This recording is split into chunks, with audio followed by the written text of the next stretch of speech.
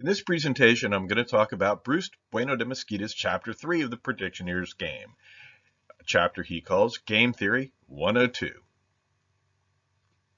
So he starts out by introducing games, right? And he makes some interesting points about game theory in general, that the future affects the past in his point of view. He's saying, look, this is about people anticipating things. And so people's actions are very often driven by their anticipation of future events rather than just events at the moment, right? When we think about nature, animals are impacted by things that happen around them, stimuli that they're exposed to at the time. Humans look forward. They look down the road. And so, for example, he brings up the concept of arms races, and people assume that arms races cause wars. And, there is this logic that, well, cause should sequentially, time wise, precede effect. However, the question is better asked, do arms races cause wars? Or does the prospect of war, the insecurity that would lead to a war, cause arms races, right? And the answer is, people probably build battleships and airplanes because they're worried about fighting, right? And so the future affects the past. And this is what game theory does. Game theory, we assume that the individuals are prospectively rational, and then we model the interactions and say, all right, how would they choose given this strategic situation? They have choices of strategy, and the other folks have their choices of strategy, and we can anticipate what's going to happen, right? And so the future affects the past. He also, in talking about power companies, he introduces the concept of renegotiation proof contracts. And this again goes into this concept of non-cooperative versus cooperative game theory, right? And although he does have this idea of a contract, right, between companies that are presumably enforceable in court. However, you can fight, right? You can go to court. And so, the idea of cooperative game theory is that there are rules that will be enforced, and that if you give your word, you will be forced to stick to it, as you would when playing charades or when playing a game, right? You can't cheat. The thing is, in real life, you absolutely can cheat. And so non-cooperative game theory takes this point of view that, you can't commit to things. And so you have the concept of a renegotiation proof contract. And I actually was just watching a movie, a Secret Headquarters, this kid thing, and with Owen Wilson, and it was okay. And the thing is, the bad guy says, "Here, give me the orb, and I'll let you go." And he would probably be willing to make that choice if he had to commit to it. He would probably be willing to, for the sake of getting the orb, let the kids go. But once he has the orb, he doesn't need to let the kids go. That's non-cooperative game theory. That's the concept of renegotiation proof contract. And this is a gateway to equilibrium. That the concept of equilibrium gets to this idea that, well, I'll do this, and if I expect you to do something, and then in an equilibrium, you would do that something if I did the first thing, right? If given each that the other side held up their part of the contract, there'd be no incentive to do anything else but hold up their end of the bargain. That's basically what equilibrium is. So renegotiation proof, that's another concept here. Let's look at the game he introduces then. So Bruce is going to introduce the prisoner's dilemma, because we always start with the prisoner's dilemma, and that's fine. And he introduces it and does it in a very intuitive way, and I'll leave that on its own. But in talking about it, right, there are a couple things to note. One, this is the diagram that he has, and this is not a game in normal form. This is an outcome, right? A set of outcomes. This is listing the outcomes. It lists the strategy choices, and it lists the outcomes. And so we see the strategy choices are listed in very sensible ways. And so, don't confess is to stay faithful. And normally that would be cooperate. And confess is to rat out the other one, and that's defect, right? And so, with that, we're close to where we want to be. where the standard form is. I would just point out that in each box, we have Chris and Pat get 5 years, Chris gets life, Pat gets time served. We have material outcomes. And now you can assume that a player wants to spend less debt. All things being equal, players will want to spend less time in jail. That is a reasonable assumption. But now you're assuming the preferences, right? Because a game in normal form would have players' preferences listed, right? Or a preference function. And here we have outcomes, the material aspects of outcomes, how much time someone gets paid. So otherwise we could call it payoffs, right? The material payoffs. And there is always a question of, are we going to assume how players, what their preferences are over these outcomes, or are we going to observe them? And you might say, well, what else is different? I would say, yeah, all right, what if Chris is Pat's mother? Right, or father. I mean, got Chris and Pat, right? It could be anything. But what if one is the other's parent? And I actually have a little thing where I talk about that. And the point is, there's a difference between assuming preferences and observing them. And that comes up a lot, I think, throughout this book. The Dog That Didn't Bark. Bruce also introduces extensive form games. And the idea that when you have pathways, right, and what an extensive form game has, and we'll look at it in a second here, but it has a diagram of sequential moves and little pathways. And sequential form games are really fun, and they're very intuitive. They're very easy to solve. The key thing, though, The Dog That Didn't Bark, which of course is from The Hound of the Baskervilles, and Sherlock Holmes solves a case because he realizes a dog didn't bark. Why didn't it bark? Because it knew the person, and da da da. From there we go. The point, though, is more here, right? Alternatives impact our choices, right? And when we look at why someone did something, you look at what happened and say, all right, well, here, this is the outcome, and so they chose because, and you look at the path, that occurred empirically. What happened? The observed path. The question is, what were the other alternatives that they chose between? What are the counterfactual or counter-historical paths that could have been taken? And extensive form games are really good at modeling that. Well, even normal form games, right? Because you have an equilibrium, you land in one outcome, but you had 3 others, right? And you considered those along the way. So game theory is at some level useful or a practice of explicitly modeling choices and considering all outcomes, right? And all alternative outcomes, and why the one that occurred was the one chosen. Okay, let's look at extensive form game. This is just a decision tree, and the French buyer goes first. At its top, we have one player moves and chooses big offer, small offer. And then we go down a level and we have nodes, right? Whenever a player makes a choice, those circles are nodes. So the second set of nodes is after the French buyer, it's contingent, right? And so on the left, we have, if the French buyer makes a big offer, a high money offer, and we should say that in the labeling here, at a big offer with a requirement to move, right? It's put in at the end, but that's that tract, right? That branch.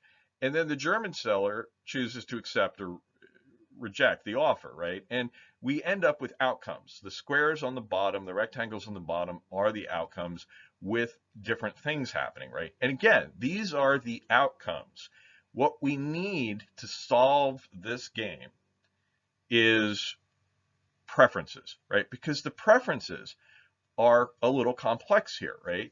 I mean, we don't just have a higher price. There's not just one dimension, right? If all it was price, which is basically what most economic models would assume, then we would just say, all right, well, more is better than the other. But now we have another dimension. Do the German executives have to move to Paris, right? Because God knows no one wants to live in Paris. Well, if you're German, you might like to stay home, right? So that's the complicating thing. And so here we do see the difference between the material aspects of the outcomes and preferences. And so as he says, the seller's preferences, right? These are the seller's preferences, that a low price and staying in Heidelberg is better than no merger. They would like to, that would be acceptable to them. And however, no merger is better to getting a lot of money, but having to move, right? And so these are the preferences. And so with preferences, you can say in each of the bottom things, if you have two nodes, right? And you have two situations. And so you just, to solve this, you just look and you say, okay, on the left side under that node, there's the high price, but you have to move versus no merger. What's the preference ordering, right? How will the seller pick? Seller's rational, which means the seller acts on preferences. That's what it means, not what the preferences are. This is why I keep harping on this, right? They have preferences. We observe these preferences. We have no reason why. There's no logical reason why they should prefer staying to moving. They just do. It's an observed fact. All right, these are their preferences. And so in that left side, they would choose no merger. On the right side, in that other node, they would choose to accept the merger. And that gives us an outcome. And now the French part of, this is backward induction. We start at the bottom and work our way up. So now the French buyer, given, the choice is small offer, and then we slide down the path that's highlighted or darkened to an accepted offer, or you make a big offer and it's rejected. Well, we need the seller's preferences, and the seller's preferences are, well, our favorite thing, our best outcome would be high price and having these guys move, but that's that's not an option given what we know they're going to do, right? So we now actually have a choice between low price and stay and no merger. Yeah, okay, we're going to go with it. I think all this makes sense. I think this should be, when you sort through all the little boxes and what they mean. Some of them are strategy choices, some of them are the actor that's acting at that point, and then others, the ones at the bottom, are outcomes. When you sort all that out, I think you see this is a way of diagramming a decision tree and then searching through backward induction. It's very intuitive, but you need to have the preferences. Okay, when we talk about the CEO election, this is an example of agenda control, right? And this is a very good one. When I was a student at University of Rochester, and I didn't have Bruce teaching me about this, I had William Riker doing it. Again, not the guy in Star Trek. He was the modern day Prometheus who told us all about rationality, right? William Riker. He was our departmental man god.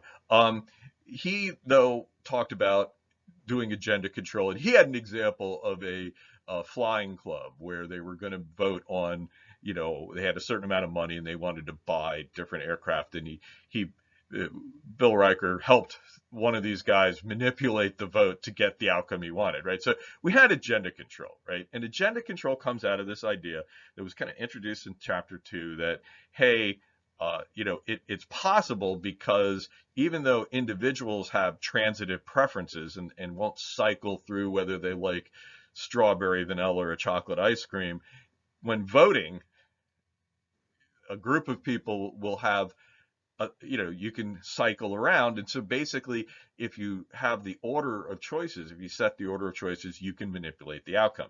This is, of course, why it's cool to be a chairman of a committee, because you control the agenda. Agenda control is often seen as being very powerful, and game theory talks about why that is. And here's an example that shows you why. Now, in looking at it, again, preferences, are they assumed or observed? The preference of one CEO or another is not immediately apparent. Those are nominal choices. There's no, unlike the prisoner's dilemma example where there's years of jail, more or less being better, right? There's no order to Mutt, Jeff, Curly, Mo. There's just a preference. And so this is an example where preferences are entirely observed. There is no assumption, and the fancy term is an ontological assumption. Ontology is about what exists. There's no assumption about what the origin of their preferences are, what the nature of their preferences. Just no, I like this guy, I like this guy better than this guy, and this guy, better than that one. And they have complete, fixed, and transitive preferences. That's the key thing. And in this example, Bruce simply observed them. He just added it up, right? And so that is, besides a good song, an important part of this. He observed it all and he figured it out what would happen. Now, this brings up strategic behavior versus naive behavior or naivete, right? There's a certain greater fool aspect to this, right? That by figuring out, by collecting the information, bothering to ask everyone what they thought about all the candidates, and then modeling the possible outcomes, Bruce was able to identify different paths and, using the control that the uh, outgoing CEO had at making a proposal, and they still needed people to buy into it. But they were it in a way, because they kept it secret. They had private knowledge, and so you have this real question of, when you're looking at a situation like this, right? Why is it that the CEO is smart and hires Bruce, but Mutt isn't? Right? You always have to ask that question. Why is one, and in economics, they often assume that everyone's brilliant and everyone calculates. And so economics, they would say, well, this could never work because as soon as you suggested your outcome, your voting rule, everyone would calculate what happens and know that, hey, voting for this would be tantamount to electing Curly, and everyone had someone that they liked better than Curly, right? So, the question you really have to ask in this example is, why the hell were these people agreeing to this rule in the first part? And the point was asymmetric information, right? And they were acting naively without, and this is what we usually mean by naive, is when you're acting without regard to the future as opposed to being strategic. And so there's this aspect of this of, the CEO, outgoing CEO, got Curly elected because he had greater fools that he was dealing with. And this is an interesting question. You always have to ask this: why aren't the people smarter, right? And how strategic and how knowledgeable and how symmetric is information? Why can't people anticipate what we anticipate, right? That's always a reasonable question to ask. In the end, we say, is this a game? Right? It was kind of a decision theoretic thing because the other guys were acting naively, right? Because they were kept in the dark and weren't able to act. Now, for it to be a game, if we had people maneuvering against it and fully informed, it might be more like a game. But remember, you can formally model something from a decision theoretic point of view, and it clearly worked here, right?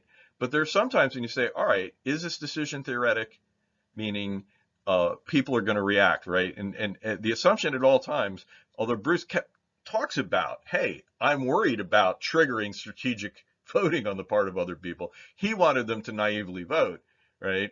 And in that sense, they're acting the way decision theory would say they would. And the question is, are they going to act strategically? It's kind of just an interesting thing that comes up with this example. Finally, we have mixed strategies. And this he brings up the Sam Spade torture example, right? Which is great, right? I love an old movie. And the whole thing, and we've seen this in movies all the time. If you kill me, you won't get what you want. Yeah, but right? And in the Maltese Falcon, Cairo, Sidney Greenstreet's characters, got crazy, bat spit crazy dude Peter Lorre there. He said, "Yeah, I'll just give you to him, and he may lose in the heat of the moment. His emotions may carry him away." And that's a reasonable thing, and that's often an idea of how you could solve things pretending to be irrational. However, I think it's very important to understand that in that situation, Cairo is the other player. Cairo is being very rational, very clear thinking, and he is doing what Thomas Schelling identifies as, has a strategy that leaves something to chance. He is going to give Spade to Peter Lorre, whatever his character's name was. Yeah, I just like Peter Lorre, so he's Peter Lorre to me. But he is making a calculated decision that he's going to give up spade to this dude who might lose his cool, right? And so the losing of the cool and letting emotions carry away is actually not on the part of the player, because in this situation, it's Sam Spade versus Cairo. And there are a lot of things, though. You can do a lot of things. You can say, hey, look, I'll play Russian roulette with you, right? So I'll click this gun, and the next round, maybe it'll go off, maybe it won't. Do you want to take that chance? I'm willing to take that chance. That's a strategy that leaves something to chance, taking risk. I've seen this in movies. I've seen an old film noir where a guy holds somebody out a train platform with a train coming. And he's like, you better tell me before it's too late to pull you in. And now we have this clock going down, and will this guy be able to pull me? I've seen other people hang people out a window. I'm getting tired. You better tell me before I can't pull you back in. Strategy that leaves something to chance. So mixed strategies are really cool. I introduced them when I introduced games. We know mixed strategies when we play rock, paper, scissors, right? It's the only equilibrium to that game is mixed strategy. So that's what we got going on in this chapter.